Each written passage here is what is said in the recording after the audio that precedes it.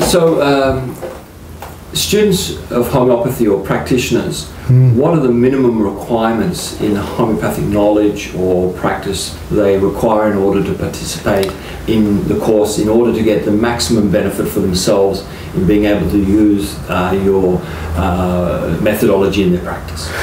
You know, that's actually a very interesting question, because what we've found is, you would think the more accomplished you are in homeopathy, the more that the whole system will gel and you'll be able to run with it. But what we've also found is that students, that providing they've got a basic knowledge, like they've got to know how to repertorise and they've got to know the terminology that I'm talking about. But we have in our course at the moment some third-year students, some fourth-year students, and they are adopting this really well. And I guess the other advantage that we have is that for 15 years we ran an undergraduate course. So we're very used to training undergraduates right from the beginning. We haven't, like, it's not like we've specialised in postgraduate training.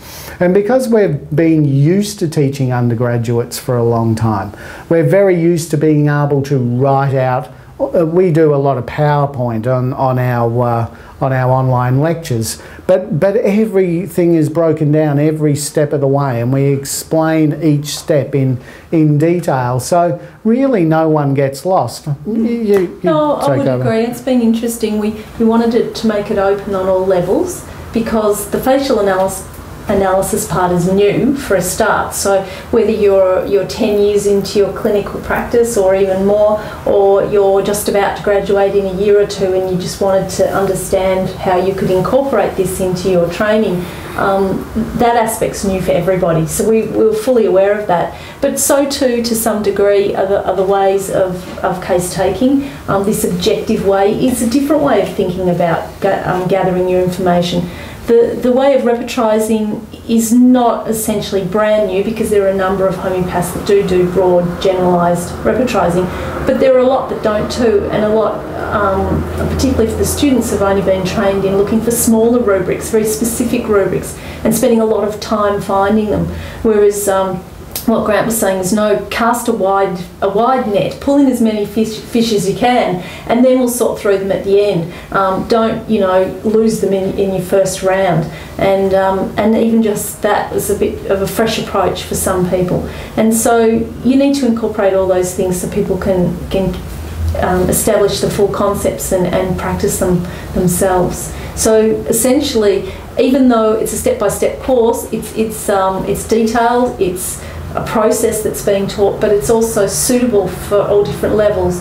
And even some people haven't had very much homeopathic training at all, and they're still able to follow it and work with it. So that's been really pleasing. We developed it specifically that way. What type of cases do you normally use this methodology in? Is it applicable to chronic as well, acute cases? The system was primarily adapted to acute, to chronic disease, and the reason for that is because the miasms are specific really for chronic disease, at least theoretically. Because the totality of symptoms was already in place, and Hahnemann had applied it in numerous epidemics and all sorts of acute prescribing, and it had worked successfully.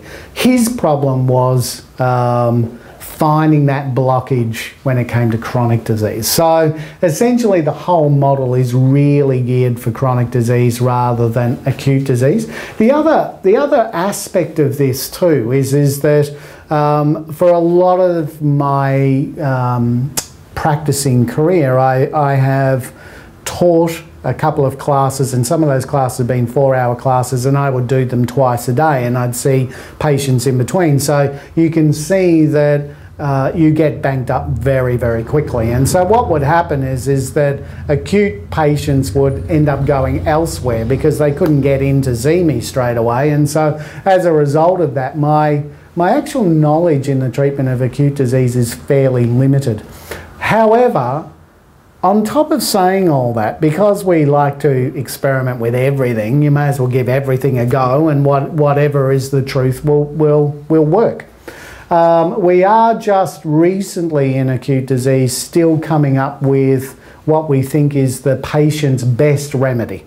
Not necessarily the best remedy for that acute disease, but the best remedy for them. And we're using that in chronic, in an acute exacerbation, as well as in acute disease, being a difference being between the two. But we are applying this in acute disease as well, and we're finding that, look, it's looking pretty promising at this stage. But at the same time, I don't have enough knowledge to say to people, look, this is what I'd do.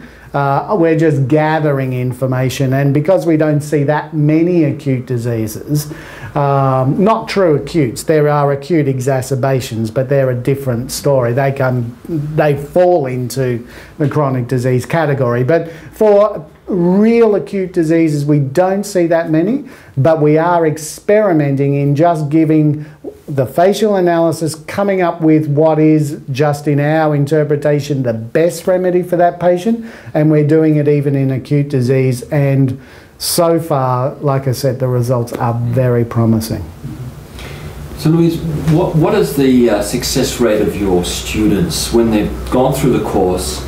How many, or how much on a percentage scale of the students who've passed through the course are able to actually go off and practice the methodology and actually have success, whatever success may mean, in their practice? Okay. In regard to the current online course, which was written specifically as a shorter version, of course that's not finished yet, so we can't really say, but we are certainly getting feedback already from students that are around the 15-week mark, and they're starting to get results, particularly those who are in clinic already. They're seeing that they can apply this methodology and they're seeing the results, which is fabulous. However, prior to that, we were teaching undergraduate homeopathy, and we decided in the last few rounds of courses we were doing to bring in the facial analysis. We were using it in our clinics. We were very happy with how it was going, and we felt that it was only reasonable to teach it to the students as well. And it was really interesting to see those students, because they became quite different to us. One of the things we noticed is they became very confident in how they chose remedies. Their results were quite good, even at 3rd and 4th year level. They were, as all students do, experimenting on their poor families, but actually getting some really significant results, even with some pretty intensive illnesses that some of them had with members of their family. And they learned how to do the face. They would check the face with Grant. They would run the case by him. But essentially it became just a matter of, well, let's repertorise on these generals. Let's have a little bit of a look. We can see that you know, your brother's face is clearly yellow or psoric in the old terminology. Let's choose one of the remedies that fall into that category, and the results were coming through. So what we noticed is, once they graduated and did their year 1, 2 and 3 of practice, is that the reports back to us were that they felt quite confident in taking on any patient that came through the door with any illness, because they understood the process they had to undertake. They weren't nutting it out for hours over books, trying to, you know, worry about which remedy. They felt confident to choose the remedy themselves. And so we saw that the level of confidence and achievement was far greater than what we had experienced at a similar year time frame. So that was when we realised the potential the method had, not just for our clinics, but really to share with everyone else. And I think that's become a bit of a mission now for us to take it out to the profession in a broader sense. And that's why we needed to formulate a training program that was appropriate for people to learn in a way that suits their, first of all, geographically where they live, because being, as we're in Australia, that's very far from a lot of homeopathy on a world basis.